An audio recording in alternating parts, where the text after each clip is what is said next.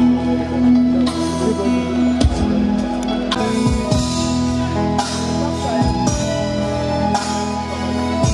m'a dit, c'est son esprit.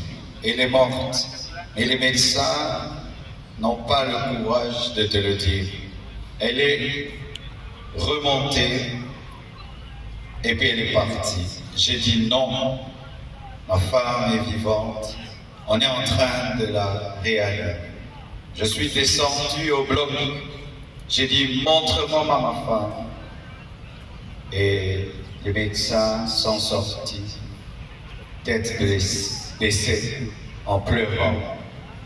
Et j'ai compris qu'elle était partie. Je suis entré dans la salle de réveil. J'ai prié pour sa résurrection. J'ai prié. J'ai jamais prié comme ça pour quelqu'un.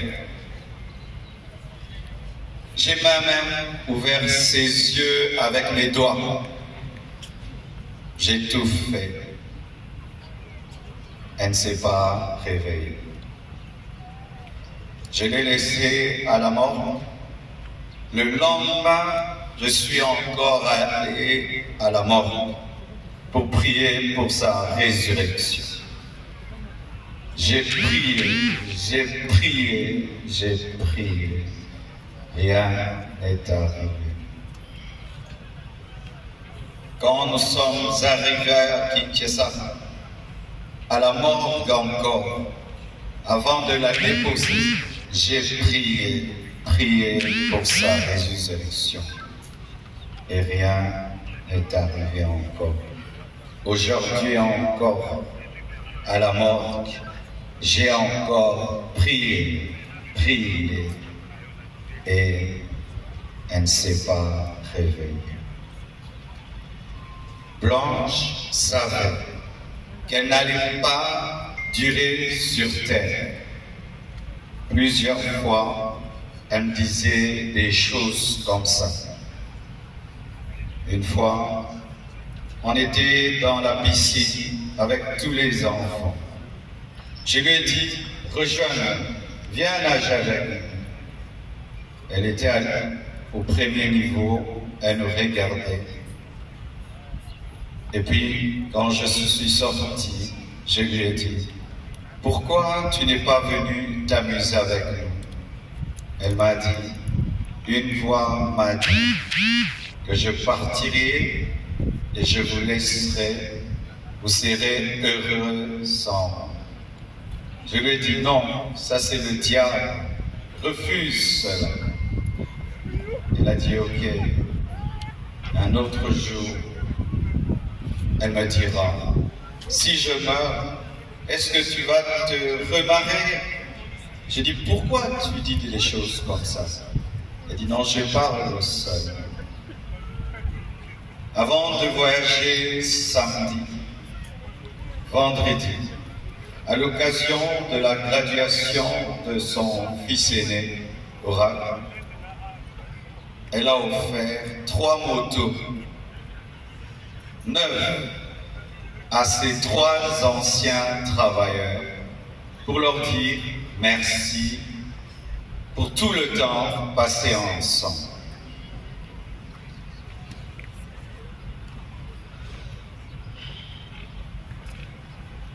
Elle sentait.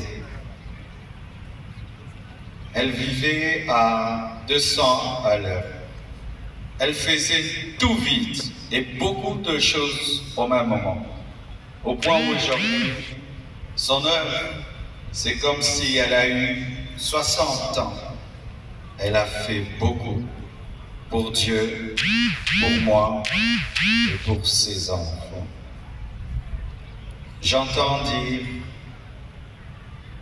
qu'il faut qu'on prie maintenant pour sa résurrection. Ne blessons pas 2 fois les enfants. J'ai prié et j'ai prié. Dieu ressuscite les morts quand c'est sa volonté. Et quand ce n'est pas sa volonté, Étienne ne ressuscite pas. mais Tabitha ressuscite. Blanche et Étienne.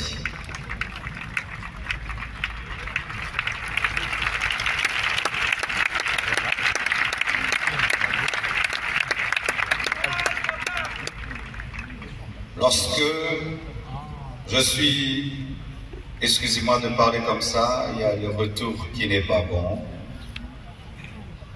Lorsque nous avons atterri avec son corps, un prophète est venu. Il m'a serré dans ses bras et il m'a dit, Papa Tsembe m'a dit, tu es un signe et un présage pour l'Église et pour la nation. Quand il m'a dit ça, l'Esprit m'a dit, la mort de ta femme est un message. J'ai dit quoi? La mort de Blanche, un message pour l'Église, pour la nation. Comment? Je n'avais pas compris. Quelque temps après, le prophète Lambos Pognon vient de la part de Papa Tsembe pour me dire, Dieu lui a donné Ézéchiel 24, 15 à 23.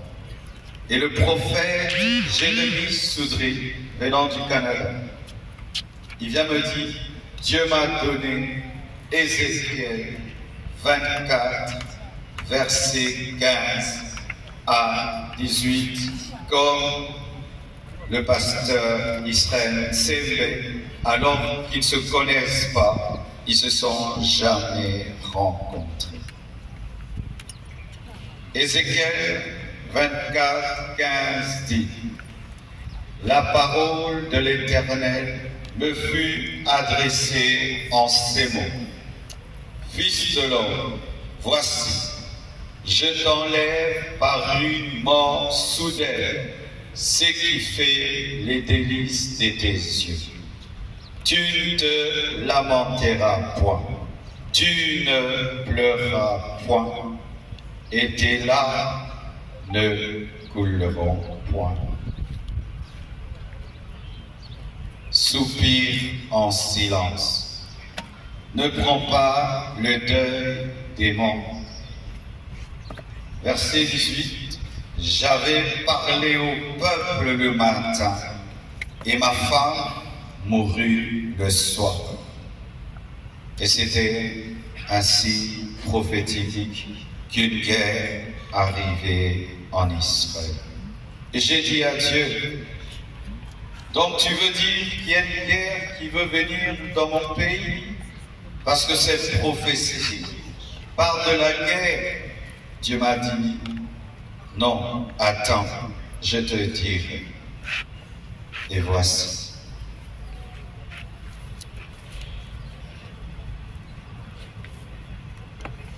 Depuis, il y a très longtemps,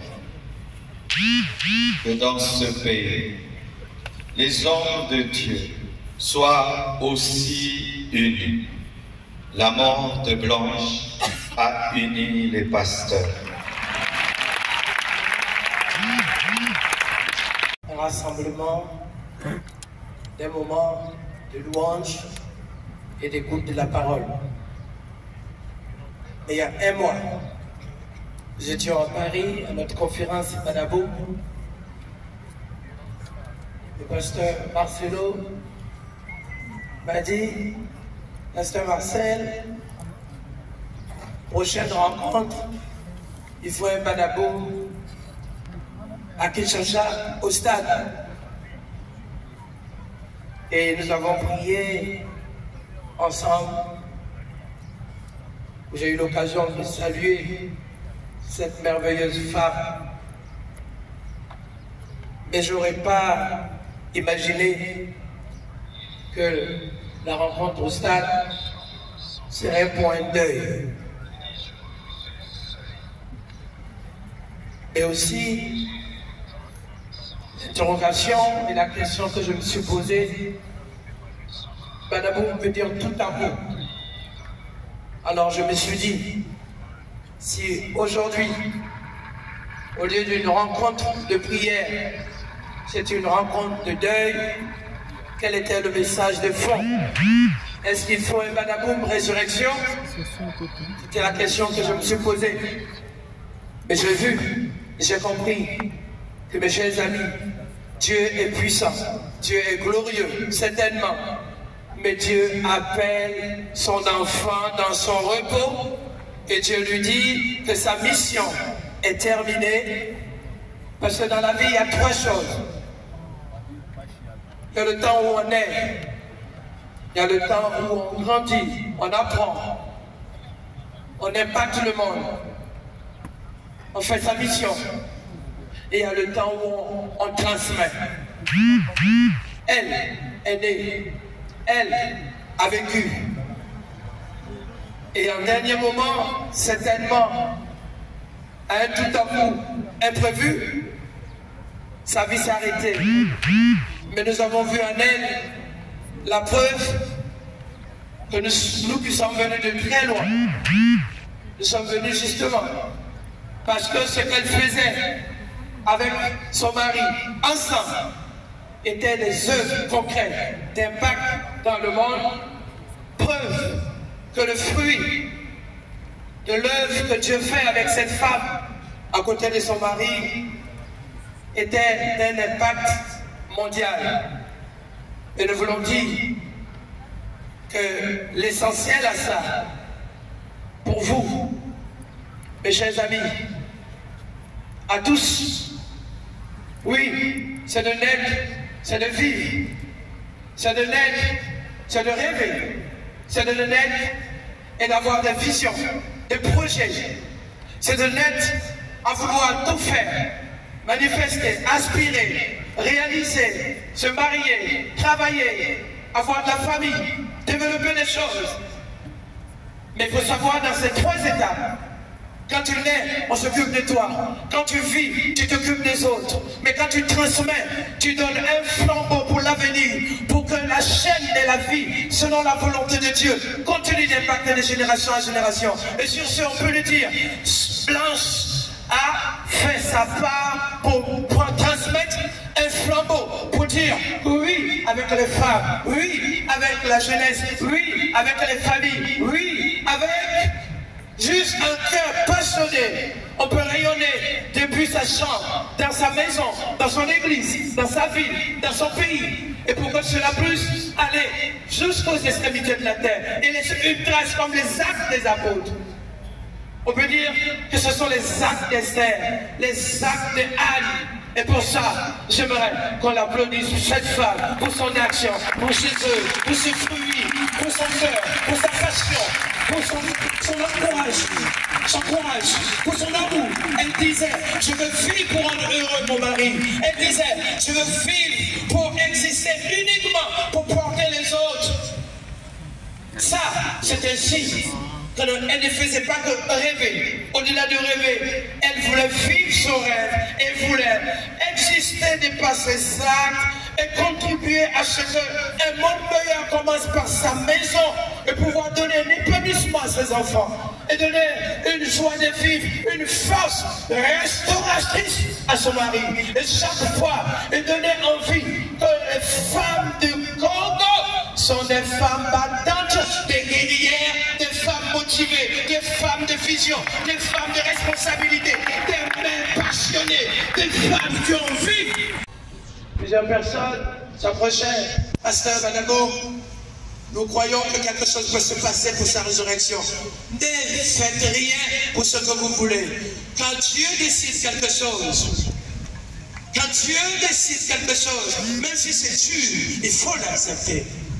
Alors, Bishop, comme on t'appelle affectueusement, je veux te dire, par ton cœur, ta passion, ta foi, quand tu prêches avec authenticité, avec vérité, avec force, sans état d'âme, alors derrière, on imaginait qu'il y avait une femme de feu, de base, de fondation.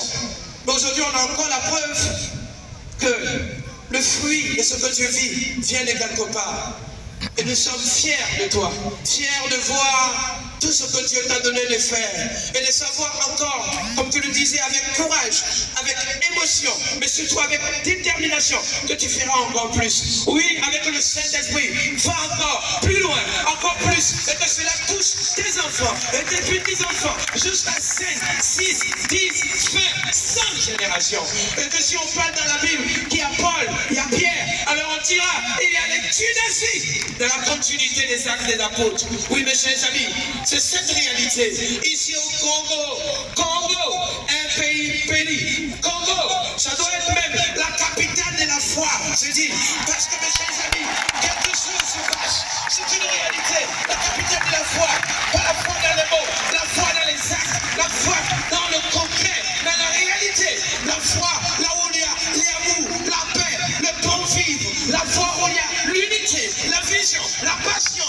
La foi dans un endroit où on peut se retrouver, peut-être avec peu de choses. Elle disait, avec $40, elle t'a acheté des marmites. Mais je lui dis, mes amis, c'est pas de l'argent, c'est avec la volonté, avec envie, avec détermination, avec foi, avec assurance. Mais c'est ça, mes amis, tu peux ne pas avoir l'argent dans la main, mais quand tu as la foi, et que tu as Jésus, et que tu as la passion, et le royaume de Dieu en toi, tu dégages la vie illimitée. C'est ça, mes chers amis, c'est le message que cette femme va laisser pour vous. Non, rêver comme un monde virtuel, c'est pas la vie. Rêver comme une vie au Facebook, c'est pas la vie. La réalité de la vie, c'est ce que cette femme a vécu tous les jours, chaque instant, s'occuper de ses enfants, prendre soin des frères, des soeurs, des mères, acheter des vivres, faire de l'œuvre humanitaire aux autres. C'est ça la réalité. Alors cette femme inspire dans le pays du Congo. Et bien sûr, comme je suis un bon Africain, et dans l'Afrique, que ce qui est écrit dans la Bible n'est pas écrit seulement au pays des Occidentaux ou ailleurs, mais c'est aussi une réalité en Afrique, au Congo. Et c'est pour ça, mes chers amis, les modèles des femmes, je suis sûr, monsieur le Président, une rue pourrait être proposée au témoignage de la vie de cette femme pour dire voici le parcours d'une femme courageuse.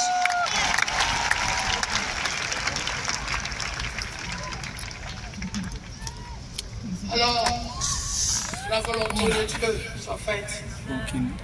Consolation à la famille, consolation aux parents, consolation aux enfants, et surtout, le tout petit, il ne sait même pas grand-chose. Et là, et aussi l'autre, dans les 4 enfants, chacun dans cette situation a besoin de votre force. Quand vous le voyez, pensez à la force, au courage que vous avez reçu de leur mère, en le voyant, en leur communiquant, en tenant leur main, pour dire alors, ça va aller pour l'école, ça va aller pour la foi, ça va aller pour manger, ça va aller pour la santé, ça va aller, parce que notre Dieu s'appelle l'alpha et l'oméga, le premier et le dernier, le commencement et l'alpha. Il s'appelle Jéhovah Jireh, il s'appelle Adonai, le prince de paix, le prince éternel, le roi des rois, le Dieu vivant, le ressuscité. Et alors on accepte sa volonté. Soyez bénis au nom de Jésus de Nazareth. Et je peux dire maintenant, tout à coup c'est le bada.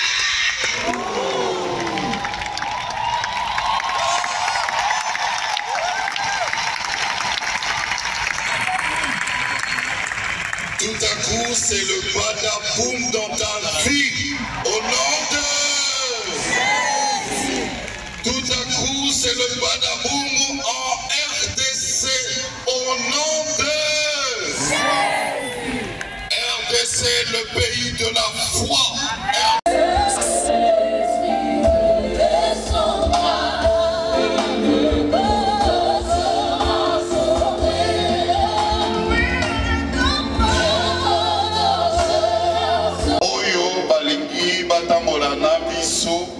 Bakoki kokatisa na nécropole toza na babus transpo côté ya station Total.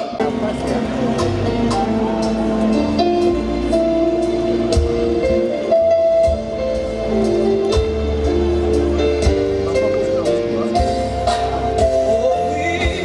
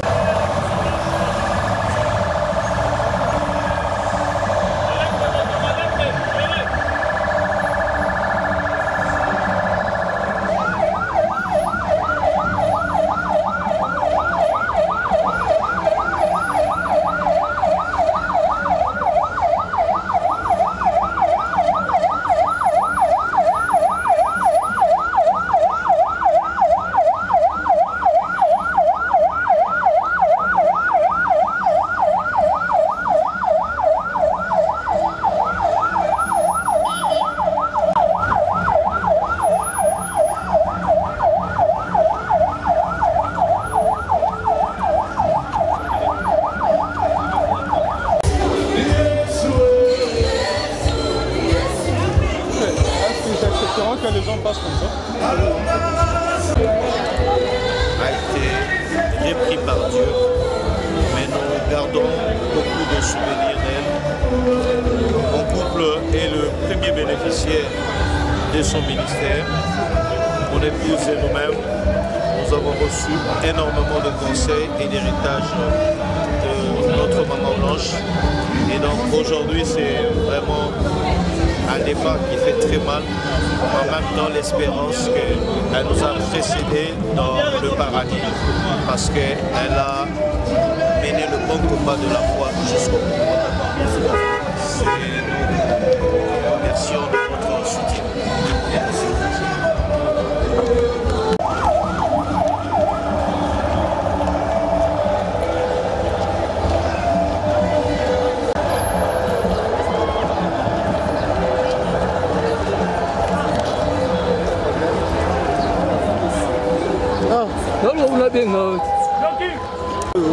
Vous avez cascadé. Vous avez cascadé.